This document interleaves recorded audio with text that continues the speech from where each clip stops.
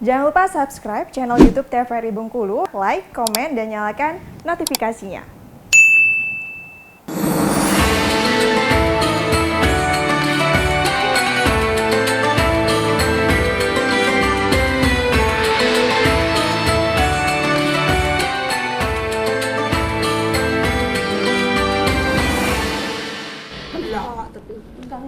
Pemirsa, terima kasih tetap bersama kami dalam acara Mutiara Kolbu. Dan untuk tausiah kita lanjutkan ya Pak Ustadz ya sedikit, baru kemudian nanti ke sesi tanya jawab. Silakan Pak Ustadz.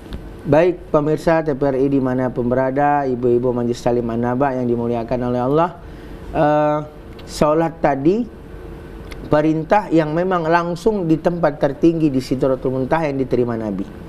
Maka sholat inilah menjadi kunci tertinggi dari seluruh amal.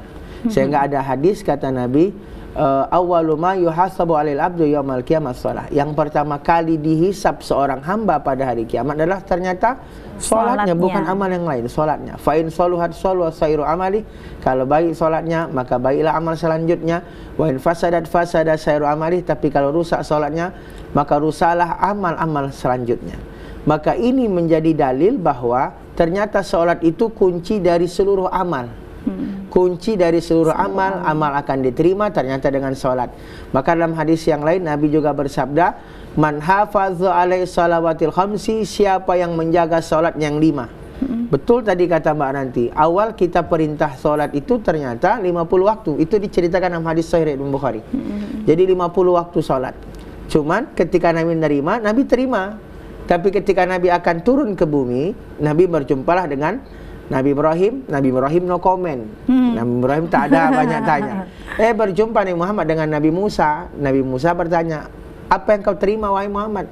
Itu perintah solat. Berapa waktu? 50 waktu.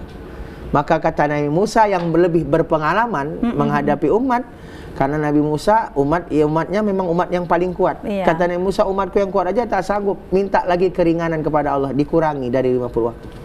Nah ini Nabi Muhammad ternyata mau menerima saran dari Nabi Musa. Coba Nabi Muhammad tidak mau menerima saran. 50 waktu sholat hari kita tunaikan.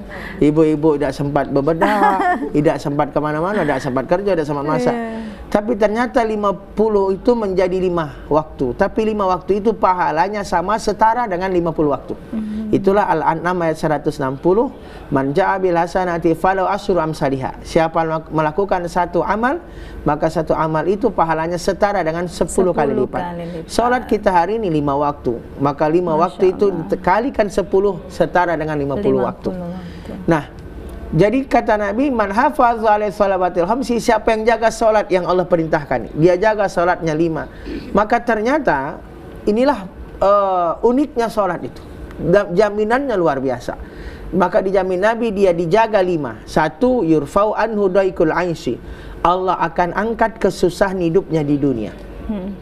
Ternyata susahnya kita hari ini di dunia itu ternyata diawali karena masalah solatnya. Maka ulama menjelaskan siapa yang punya masalah dengan solat, maka di situ dia akan banyak masalah dalam hidup.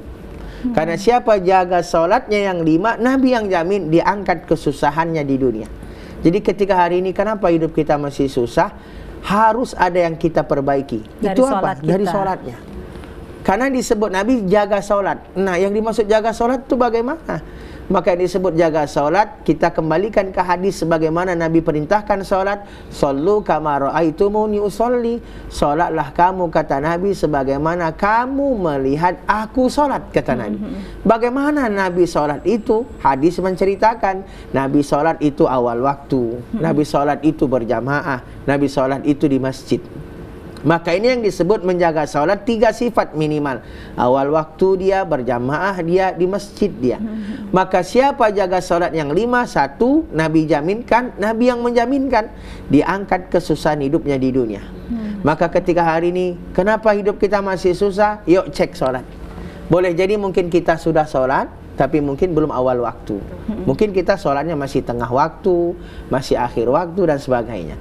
Boleh jadi mungkin kita sudah awal waktu sholatnya, tapi mungkin bagi laki-laki tidak di masjid.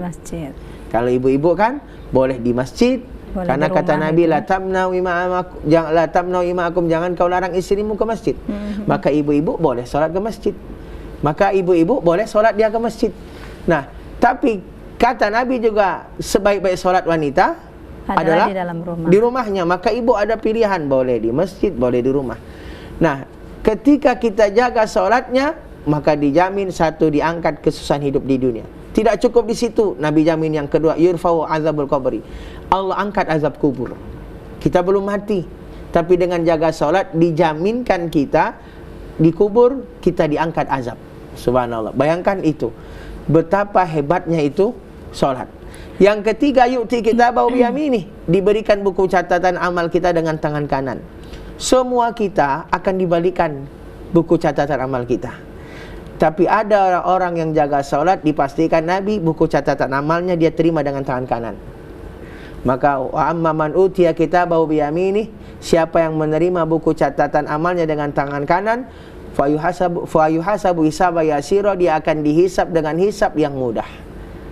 Kemudian yang keempat, yamshi ala siratikal barkil khatif, dia akan berjalan di atas sirat, jembatan titian yang halusnya melebihi sehelai rambut, yang tajamnya melebihi mata pedang, lewat di situ seperti kilat yang menyambar, hanya dengan jaga sholat. Dan yang kelima kata Nabi, yudkhilul jannah bila hisab, dia dimasukkan ke surga seolah-olah tanpa hisab. Inilah jaminan dari Nabi Muhammad SAW dengan kita menjaga sholat. Maka sholat itu berarti penentu di dunia, penentu di alam kubur, penentu di mahsyar, penentu kita di sirat, penentu surga. Bagaimana amal lain? Amal lain akan diterima ketika dia sholatnya pun diterima. Maka kuncinya tadi adalah sholat. Maka kita lihat dari sisi rukun Islam. Ketika seorang haji ini kan wajib bagi yang mampu. Yang tidak mampu dia tidak berkewajiban haji. Karena perintah haji itu man istata'a ilaihi sabila, bagi yang mampu menuju jalannya. Yang tak mampu gugur kewajibannya. Begitu juga zakat.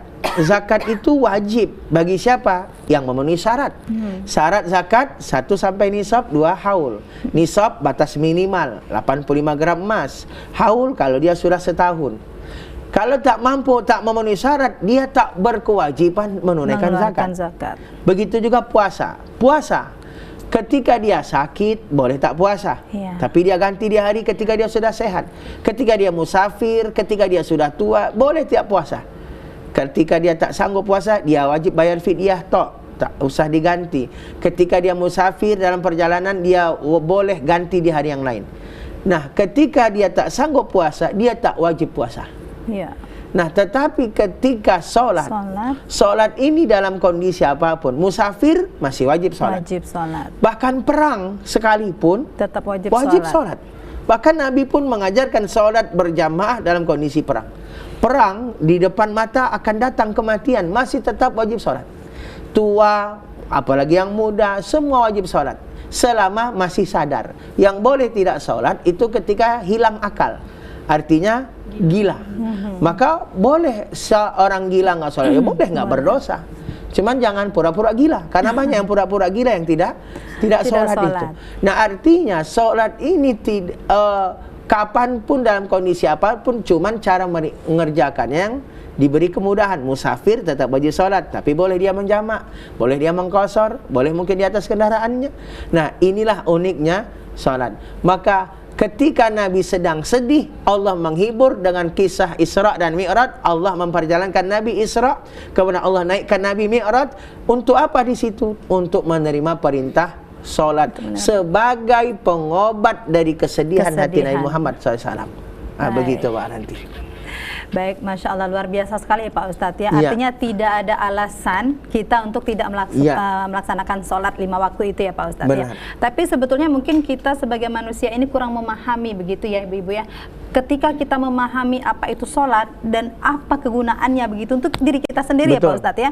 Seperti yang Pak Ustadz sampaikan tadi, maka mungkin kita akan berpikir ulang begitu untuk meninggalkan sholat atau mengakhirkan sholat gitu ya Pak Ustadz. Baik, nanti kita akan lanjutkan kembali nih Pak Ustadz, tapi kita akan jeda sejenak dan pemirsa tetap bersama kami dalam acara Mutiara Kolbu.